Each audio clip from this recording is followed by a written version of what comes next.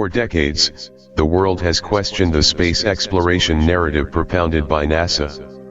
While this is not widely known, NASA is essentially a military organization, which means that this agency could protect sensitive information under the guise of defending national security. While the evidence seems to suggest that NASA did indeed send human beings to the moon, many of the pictures taken on the moon are said to have been faked or altered, and NASA has also altered images and videos taken from the ISS. In 2002, Gary McKinnon hacked into NASA's computer systems, and the data that he found seems to corroborate the supposition that this government agency is hiding information from the public. McKinnon uncovered pictures of UFOs that had been edited out of satellite imagery, flight manifests for spacecraft that didn't officially exist, and lists of military officers involved in extraterrestrial operations. Buzz Aldrin, one of the first men on the moon, has reported encountering an L-shaped UFO, and this space veteran also drew attention to an artificially constructed monolith on Mars's moon Phobos during a startling C-SPAN interview. On multiple nights in the summer of 1952, dozens of UFOs circled over the Capitol building in Washington, D.C. Who piloted these craft, who hid the information that Gary McKinnon found, and who put that monolith on Phobos? There's a mystery here waiting to be discovered, and in the following list, we will explore some of the purported secret space programs whose personnel may hold the answers. 10. Solar Warden. When Gary McKinnon hacked into NASA's hard drives, some of the information he found was related to a black-budget program known as Solar Warden 2. This program supposedly came into existence in tandem with the Star Wars Space Defense Initiative, and McKinnon came across information that seemed to indicate that the operation consisted of 8 enormous motherships and approximately 40 smaller vessels. Supposed secret space program insider William Tompkins claims to have helped develop the vessels used in the Solar Warden fleet. Tompkins was apparently inducted into classified aerospace think tanks before he even graduated high school, due to his stunning proficiency at building models of naval ships. Throughout his career, Tompkins received telepathic information, including blueprints, from benevolent extraterrestrials who wanted us to be able to defend ourselves.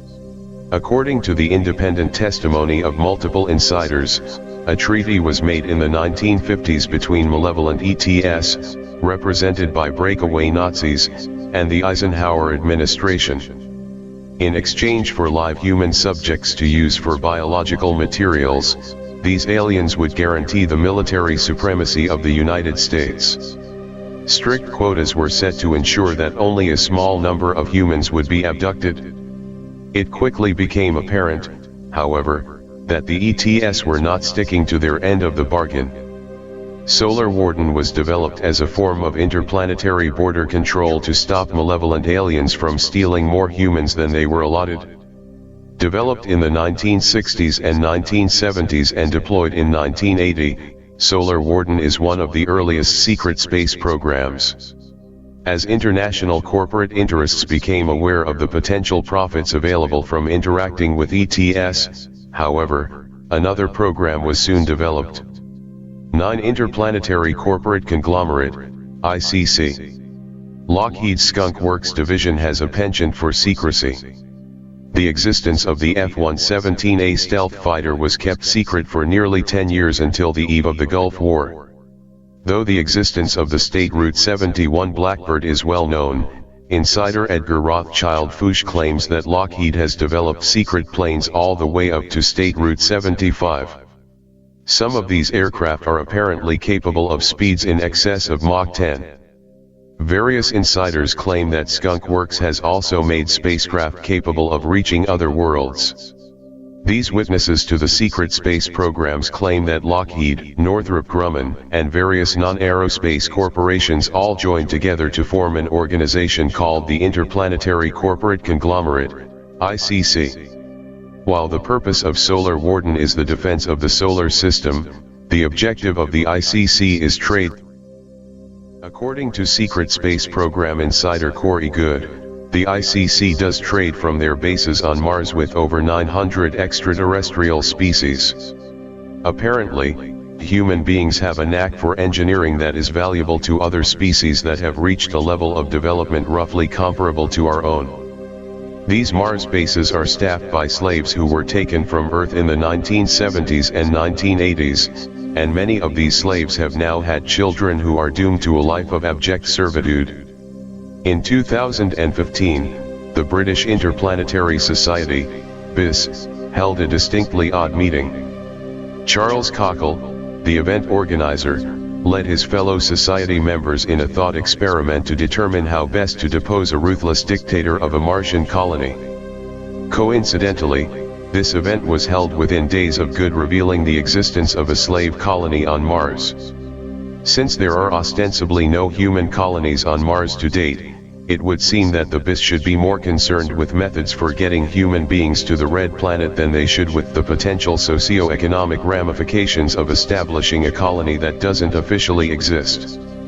Do these British elites know something that we don't, or are they just incredibly thorough contingency planners? A German breakaway civilization. In the early 1930s, German occultist Maria Orsic allegedly contacted extraterrestrials while in a trance state. Orsic was a member of the Vril Society, which itself was an offshoot of the Thule Society, for both groups were involved in investigating the origins of the Aryan race, and Orsic supposedly received information on how to build an interstellar spaceship from extraterrestrials from Aldebaran, who claimed to be the progenitors of the Aryans. While Hitler believed that the Black Sun Society, a group controlled by the SS, had thoroughly infiltrated the Vril and Thule societies, it appears that Orsic had plans other than giving up control of her spacefaring capabilities to the warlike Third Reich. Orsic and her entire group disappeared without a trace in the final days of World War II, leading the occultists that she left behind to believe that she had successfully made the trip to Aldebaran in the ship that the Vril Society had constructed. The Nazis, however, had other plans in motion for achieving a permanent presence among the stars. 7. The Dark Fleet. While the Vril Society was more interested in peaceful space exploration, the Third Reich had a mind only for conquest.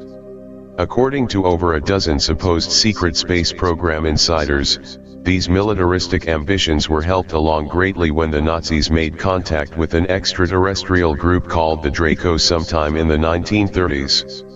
When discerning common threads among the varying testimonies given by mediums, contactees, and insiders, it can be established that the Draco is an interplanetary empire that originated in the vicinity of the Orion constellation.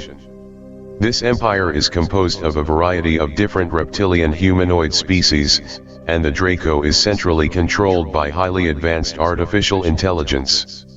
According to secret space program lore, this artificial intelligence is from a different universe, and its sole purpose is to destroy and conquer all forms of biological life. Various mediumistic channels, such as the creators of the Law of One book series, indicate that a basic blueprint of human life is encoded into the quantum framework of the galaxy itself. This prototype is transmitted to each star in the galaxy, and each star transmits this program to its planets. Therefore, humanoid life is the norm in at least our galaxy, and this basic 5-star archetype takes hold in whichever form of life becomes dominant on a given planet. The purpose of the artificial intelligence that has infested the Draco in the form of nanites is to pervert or invert this sacred image of advanced life that the Christian Bible refers to as the image of God. Secret space program insiders speculate that cultural depictions of the devil and demons originate from unconscious or lore-based knowledge of the Draco, and the insider community believes that the Draco subsist on something called Lush. Lush is a spiritual energy that is released by humanoid life forms that experience negative emotions or physical pain. Therefore, the elite caste in societies that have been infiltrated by the Draco turn traitor against their own species in order to engineer panoptic prisons that keep their fellow beings enslaved, terrified, ill, and ignorant. These misanthropic priorities made Draco and the Nazis a perfect match.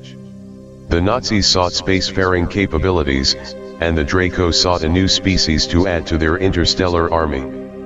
The Draco Empire, though constantly besieged by benevolent extraterrestrials, spans a great deal of territory throughout the galaxy.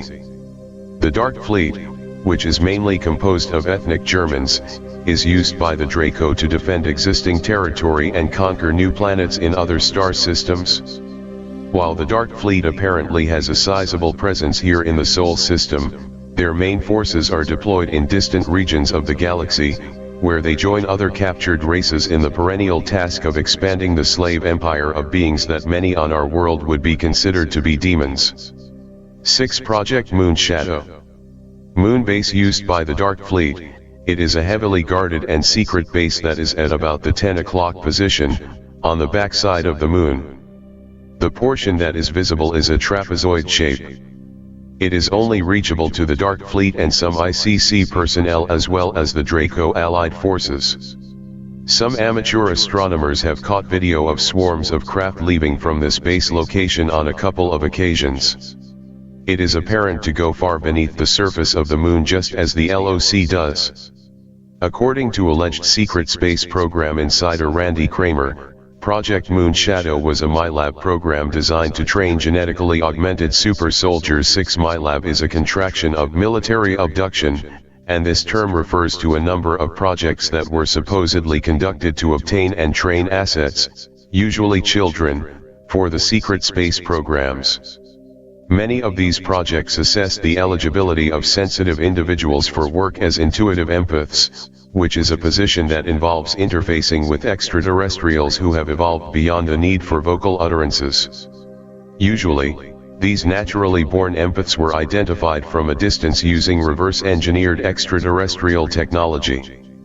The developers of Project Moon Shadow, however, genetically engineered embryos from the ground up that were then implanted into unwitting female hosts. These children would be born and live a few normal years before being brought aboard a secret space program craft in the dead of night. They would then be flown to the moon where they would participate in training exercises designed to bring out their latent abilities. In sharp contrast to other MyLab programs, the training provided in Project Moon Shadow did not involve traumatizing experiences. According to Kramer, Project Moon Shadow consisted of 300 boys and girls who were trained in strategy, agility, and strength. Later, these genetically engineered child soldiers were given live weapons and trained alongside bemused adults.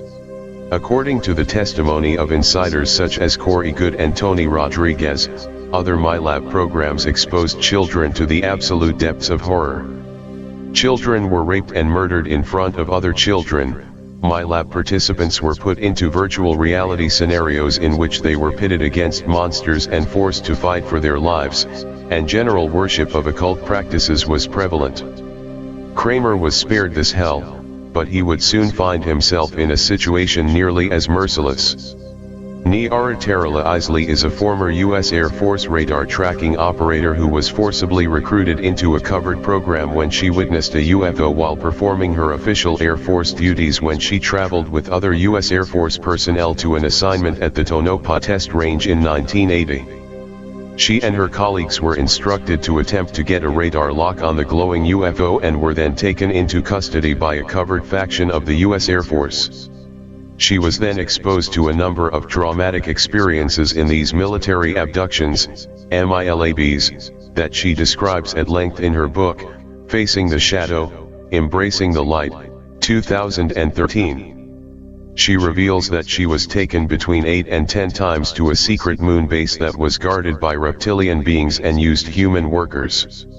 In interviews, people always want to know what my moon experiences were like, and I can certainly understand such avid curiosity. I can only state that it was terrible on multiple levels. I was terrified for my life the whole time. I was very poorly fed and worked hard during the day cycle, operating some kind of electronic equipment for excavation at times, and doing hard physical manual labor at others, such as lifting and stacking boxes. Worst of all, I was used for sex during what passed for the night there, from man to man. I was allowed very little sleep, and I've since learned that this is another facet of mind control abuse. I shut down during all of this to the point that I didn't even feel alive anymore.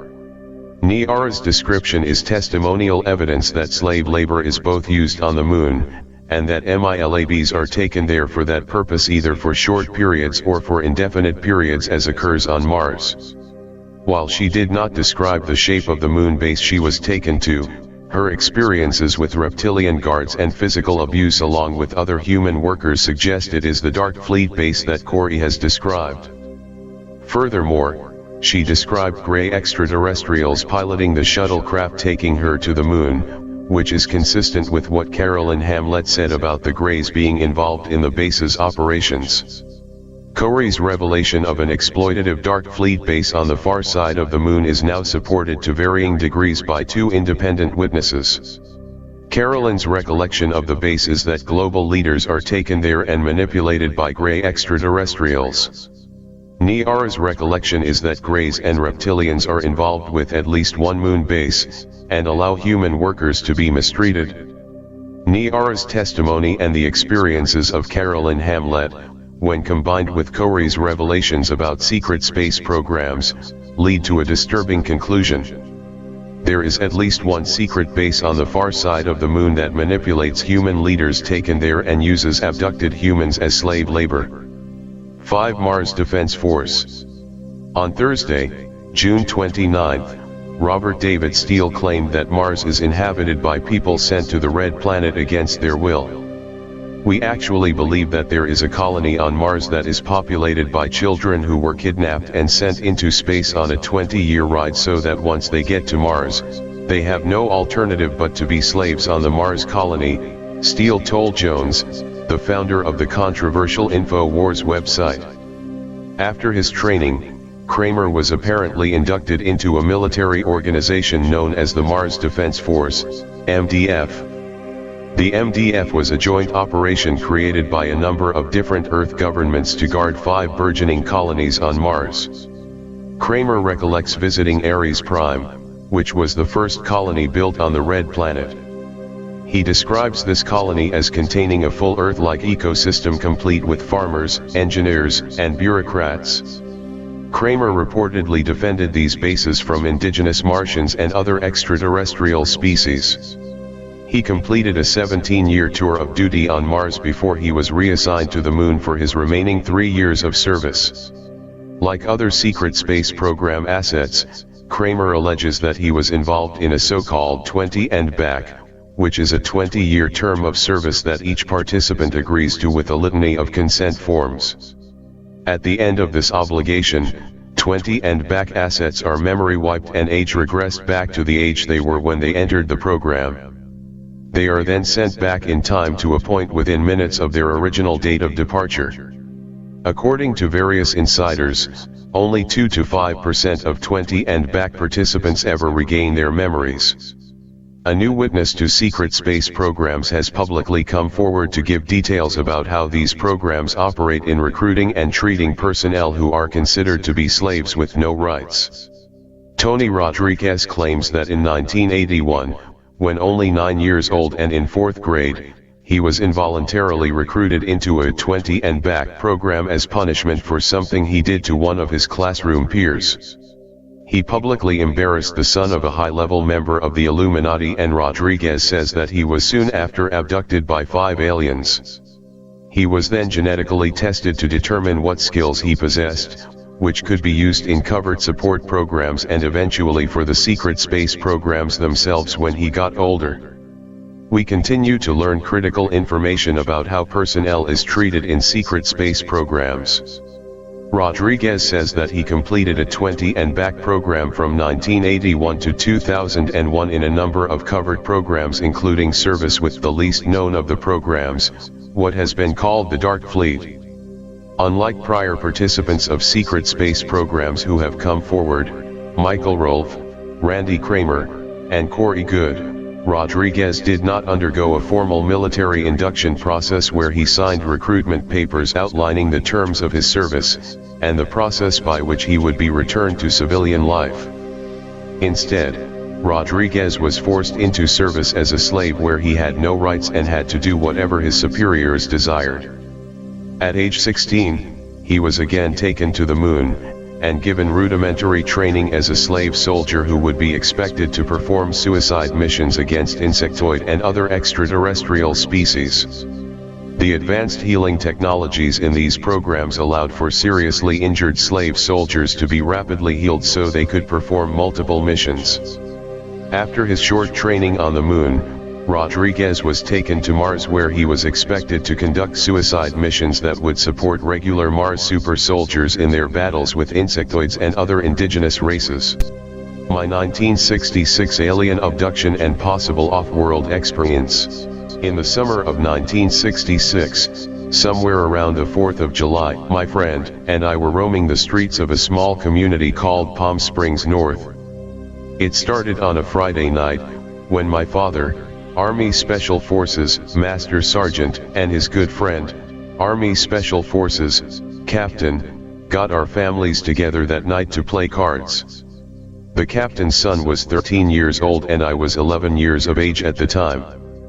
We decided to ride our bikes around the community into late hours for fun. At 1 o'clock Saturday morning we had left the local convenience store heading back to our favorite spot on the lake near my friend's house. On the way there, I spotted a white owl with deep black oval eyes.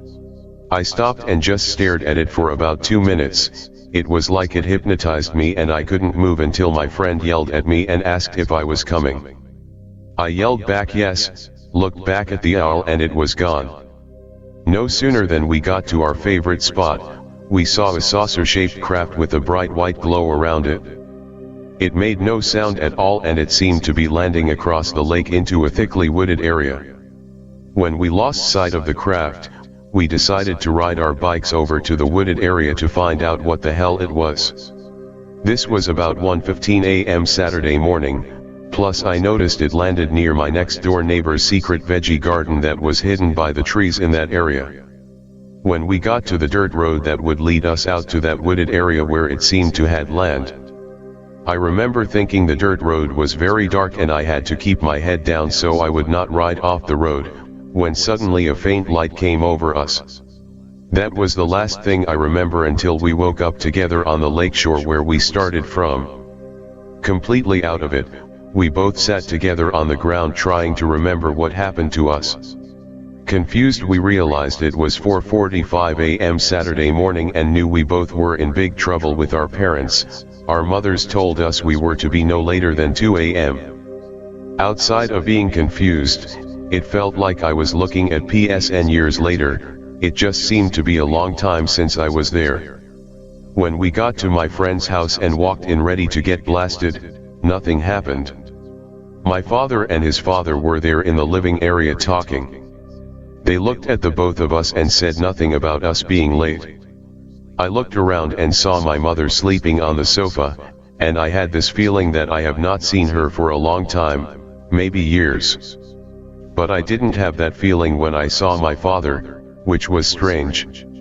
It was like I had been somewhere with my father without my mother, which then would be very unusual. I was always afraid of my father. My parents and I went home about 6 o'clock am. It was located in Hialeah. We all slept most of the day and I continued having that feeling toward my mother. It was like I didn't know what to say to her. The next morning, Sunday morning, my neighbor came over and asked me to go out with him and help with the secret garden he had. I seemed to have the same strange feeling for him as I did my mother. When we got out to the secret garden that was located in the back of PSN, we found it to be completely burnt up, as something hot had landed there. By this time, I was beginning to forget what happened 2 nights ago. The garden was destroyed, so we just left. I started 6th grade at Palm Springs Elementary. About 2 or 3 months went by and my teacher called my parents for a conference. My teacher told my parents that if I continued in the present state of mind I was in, I would not amount to anything in life. In December of 1966, we moved into our new house that was built in that small community called Palm Springs North, and I started a new school called Twin Lakes Elementary. My new teacher had one eye that always looked right, never moved, and the other was normal, but I remembered something about her eyes that made me uptight. For the next 2 years, I had a hard time with school. All I did was draw pictures of UFOs, aliens, space, and other planets, Star Trek Enterprise and military bases. I also seemed to be a little out of control at that time, and I didn't trust just anyone. This was happening 6th through 8th grade. Since that Saturday night in 1966 until 9th grade or 14 years old, I felt like I was in a bubble looking out at all the normal people living their lives from day to day, always wanting to reach out for help, but I wasn't sure for what reason. In my 30s I started treatment for PTSD, again not knowing why. I still seek help today for PTSD. By the time I got to 9th grade, I was doing a lot better in school. I did great in drafting, designing machines and houses, plus I also did great in electronics and finished high school with high grades. I went to school and became a biomedical engineer and later a director of plant operations of a South Broward 301-bed hospital. I soon began to realize I could sense my employees' emotions, which was great being a manager of 18 employees, plus I was able to sense the problem with most breakdowns. My employees asked me over and over how I knew what was wrong with the machine without even looking at it. After retiring from the South Broward Hospital, I moved to the Philippines in 2016 and got married. I am still living here. I started listening to YouTube videos, and when I watched one that was about seeing a white owl just before an alien abduction, I remembered everything that had happened to me in 1966. I had started cutting my hair short. I have noticed a big round area on my head where it looks like I have had some kind of head injury. Plus, when I had just retired from the hospital, another friend that I had who owned American Medical Electronics and who I had often worked with throughout the past was using an infrared camera for testing overheated electrical connections in commercial breaker boxes. Just for fun he had pointed it at my head and we had found something strange. On the left front side, my brain was almost cold, no heat, low blood flow, until it got further back where heat could be detected again, and now finding this possible hole in my head, and since I do not remember ever having a medical problem with my head, it makes me wonder how it got there without me knowing it. Having seen my neighbor's secret garden completely destroyed and the possible head injury that I don't remember how or when, something doesn't add up. I finally found my friend's sister and she told me he had passed about 2 years ago, and I didn't want to start asking about alien abductions to her. I have never had memory regression, so the only thing I remember is what I have told you here. My father was career military man. Our last name is Hoffman, which is German. My father's descendants were all from Germany, which make me part German as well. My father left my mother when I was 13 and the last time I saw him was in 1980 for one day. My father passed 5 years ago, just before I remembered what had happened in 1966. My father and I were never that close. In the case of Michael Gerloff, being adult, he was asked if he wanted to join the SSP, filled out tons of paper, was bought into a Marine colonel and sat down in front of him, then suddenly was told by the colonel to relax for a few minutes to catch his breath and pull himself together. When the colonel starts talking about his test scores, afterwards he realized he had done his 20-year and back program. He cannot remember anything during his time off-world, nor can I. For Global Galactic League of Nations. It is widely believed in the insider community that the Roswell UFO incident was indeed an instance of a crashed extraterrestrial spacecraft. American aerospace contractors and the Nazi scientists involved in Operation Paperclip were tasked with reverse engineering this craft to produce usable technology. The craft that has been reproduced from the Roswell crash and other similar incidents are known as Alien Reproduction Vehicles, ARVs. The TR-3B is an example of a commonly cited ARV. The United States, however, wasn't the only superpower to find the wreckage of alien craft. According to insider lore, much of the information received by the American military-industrial complex regarding UFOs was transmitted by captured Nazi assets who had helped reverse engineer ancient Vimanacraft that the Vril and Vril Societies had found in the Himalayas. These reproduction Vimanas had been operational since the 1930s, giving German scientists a leg up in the UFO game that made them into hotly contested prizes at the end of World War II. However, the Soviets didn't need German scientists to tell them all the secrets of extraterrestrial craft. According to various insiders, Stalin found a crashed ship of his own in Siberia that he tasked Soviet scientists to reverse engineer. The result of this initiative was a craft called the Conglomerate. The presence of this 1 to 3 man flying silver spheres in the skies as the Americans were getting their own fledgling secret space program off the ground ultimately led to the formation of the global Galactic League of Nations. Russia, China, the United States, and Germany were the core members of this group, but other nations were given token membership in exchange for keeping quiet about the UFO phenomenon. Member nations also agreed to hand over any crashed UFOs to the American or Soviet governments. According to secret space program insiders, American and Russian assets worked together throughout the entirety of the Cold War despite the narrative that was sold to the masses, and the superpowers of the world continue to collaborate on secret space program agenda items with no concern given to the theatrics regularly employed to keep the people of the world entertained and distracted. 3 Earth Alliance. Various insiders have revealed that highly sensitive information pertaining to extraterrestrials and the secret space programs are habitually disclosed in the form of fiction. In this way, the social engineers who have erected this monumental lie are able to accuse anyone who comes forward with the truth as misconstruing fiction with reality or stealing their ideas from TV shows. Plus, it's true that reality is stranger than fiction, and strangeness sells. It appears this obfuscatory tactic was undertaken to cover the tracks of the Earth Alliance. In the television show Babylon 5, the Earth Alliance is an open confederation of human governments that was formed to protect the planet. According to insider lore, the real Earth Alliance serves a similar function, but its actions are accomplished sub rosa. The Earth Alliance arose in opposition to what most insiders call the Cabal. This name was chosen because the members of the Cabal prefer to call themselves the Illuminati, which means the illuminated ones.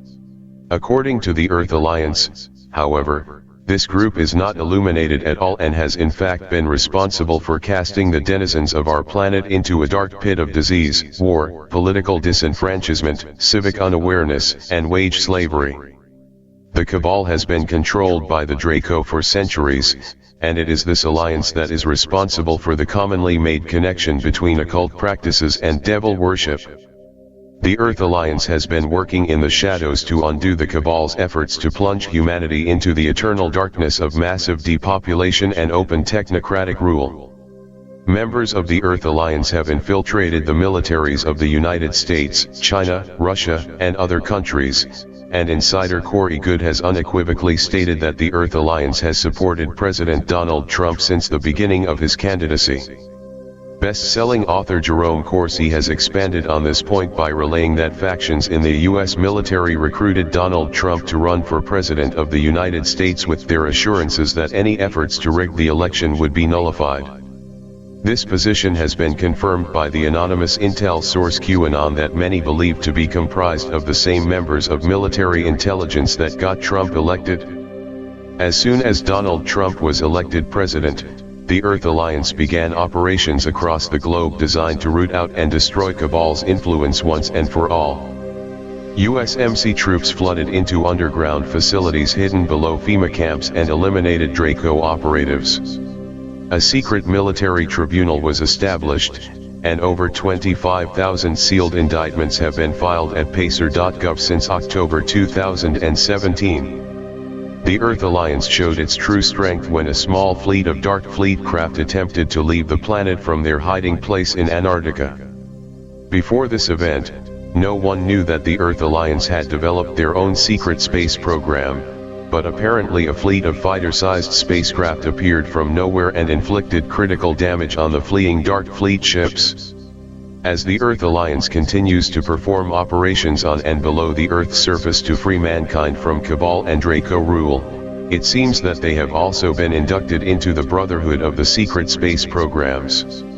2 Military-Industrial Complex Secret Space Program.